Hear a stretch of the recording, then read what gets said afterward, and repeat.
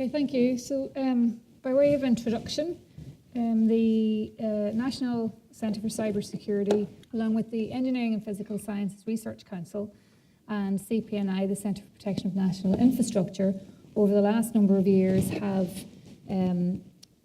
funded 4 research institutes now in the areas of cybersecurity.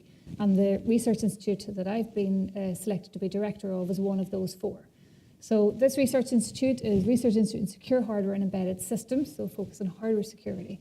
The other research institutes lie in various areas, from the science of cybersecurity, looking at automated program verification and analysis, and the third one's looking at trustworthy industrial control systems. So this is the 4th of these in this line of research institutes. Okay, so in terms of the sort of motivation, I guess, for setting up a research institute in this area, the demand for hardware security, research and innovation is obviously significantly increasing. So Christoph had a really great talk just to set up the motivation for the need for a research institute in this area. We have growing security needs in embedded and networking devices and in cloud services. And obviously a key driver for all of these things is the Internet of Things. So we really need to start looking in terms of devices, how to secure devices right from initial design through to their operational environment. And for that reason, a multi-layered approach to security is really what is needed. And we need to look at that by establishing a trusted computing baseline that's anchored, that anchors the trust in tamper-proof hardware. So a strong hardware security foundation is absolutely essential in helping to realize secure systems like the IoT.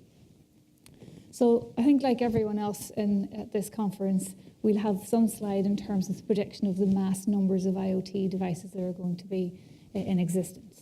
And we've heard about the practical attacks of devices that have already been demonstrated. But I think the real concern with these devices is the fact that going forward, we'll no longer have control over with who or what our devices are communicating with. And this is what really leads to the significant security and privacy concerns, and the need really to think about how we can ensure that at least at that level, at device level, we can build in security to devices. And then, again, following on from the previous talk, okay, it's going to be difficult to secure the Internet of Things, but what do we have an Internet of cloned things? So what about cloned things, and what about, as the previous speakers mentioned as well, this idea of having an untrusted supply chain?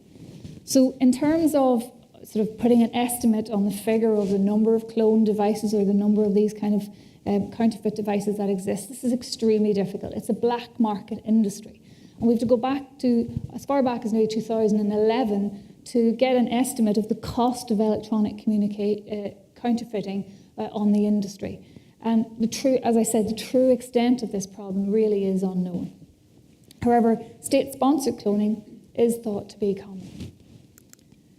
So with the globalization of supply chains, we now have the use of overseas foundries, we have the use of third-party intellectual property, and we have the use of third-party test facilities. So now in terms of our manufacturing supply chain, we have huge numbers of untrusted entities involved in the design and manufacturing phases of electronic devices. So this really is growing, or there are growing security threats and concerns as a result of this. So in terms of the whole supply chain, we're facing new sort of hardware-based security threats, from things like reverse engineering, from intellectual property piracy, integrated circuit cloning, IC cloning, counterfeiting, problems like side channel attacks, hardware trojans, and so on. So there are a large number now of hardware-based security threats that we're facing because of this sort of globalization of the supply chain and this sort of untrusted manufacturing process. And then if we think just about, okay, we have the problem of counterfeit devices, but because of these fact that we've kind of no control of what's in these devices, given that they are counterfeit, they could easily host malicious software, firmware, or hardware. And how do we deal with that? So just to reference another paper by the previous speaker, Again, on another hardware Trojan that was mentioned, this showed the first successful real-world hardware Trojan insertion into a commercial product. And this is a paper with Christoph and other researchers. And this really looked at actually inserting a Trojan into a high-security USB flash drive. So this is where they manipulated the bit stream and used that to alter the encryption technique that was used. So it's well-known algorithm, AES, highly secure, but by manipulating in such a way that it turned it into a linear function that then could be very easily cryptanalyzed.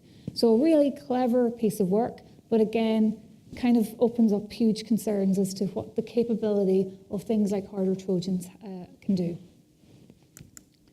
And then a more recent piece of work as well, I've jumped ahead and said November 2018. I'm not predicting the future, so that should be 2017. This was an algorithmic flaw that actually had effect on a large number of hardware devices and affecting really the hardware security of devices. And this was where a flaw was detected in the construction of primes used in one of the underlying security techniques. And it allowed attacker to actually easily compute the private part of a public-private key pair. And that obviously led to vulnerabilities in the security of things like ID cards, TPMs, and it's estimated that tens of millions of devices could have been affected by this vulnerability. So what are the major research challenges really then in this space? Well, first of all, can we detect counterfeit devices? It is extremely difficult. Are there techniques that we can look at to develop? Can we detect devices that have been manipulated in some other way? And is it possible to kind of go back to the start and try and build attack-resilient hardware platforms? And how do we deal with untrusted manufacturing processes and this untrusted supply chains? So these are really looking, I guess, at the security threat. So if we can start building security solutions that anchor trust in hardware, based in hardware, tamper-proof hardware, and we kind of achieve some sort of a solution in that effect, then are there opportunities that arise from those solutions? So as well as the threats, we kind of want to look at opportunities that are available from these. So one of these is looking at use cases and the value proposition of hardware security.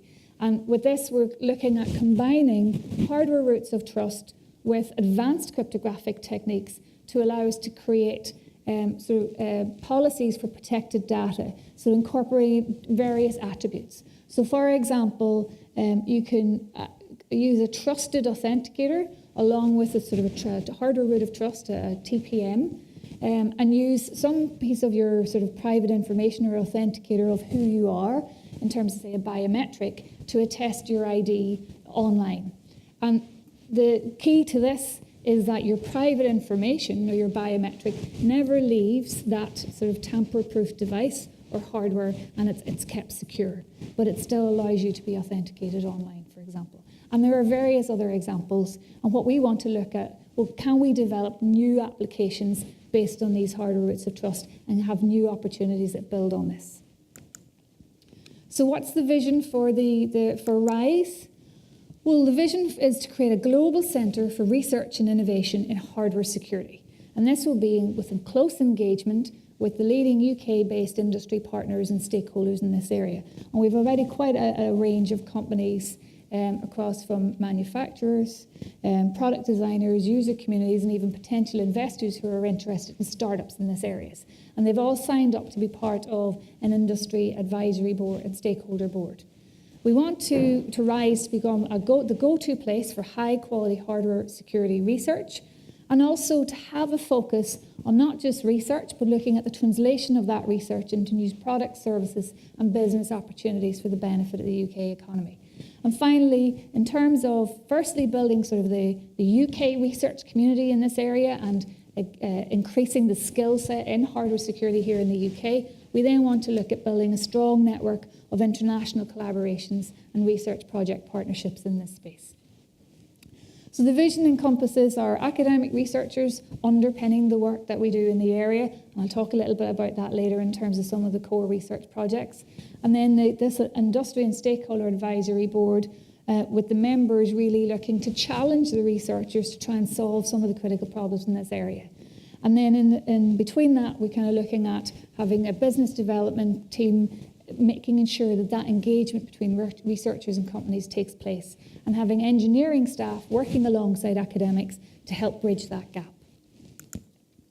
So our research challenges are aligned with what I've mentioned earlier in terms of the overall research challenges in this space, looking at understanding the technologies that underpin hardware security, looking at maintaining confidence in security throughout a product lifecycle, and then looking at novel hardware security use cases and value propositions that build on these roots of trust. And then finally, a major challenge will also be, okay, we develop solutions, but looking at development and pull through of those solutions and understanding the barriers to adoption for these.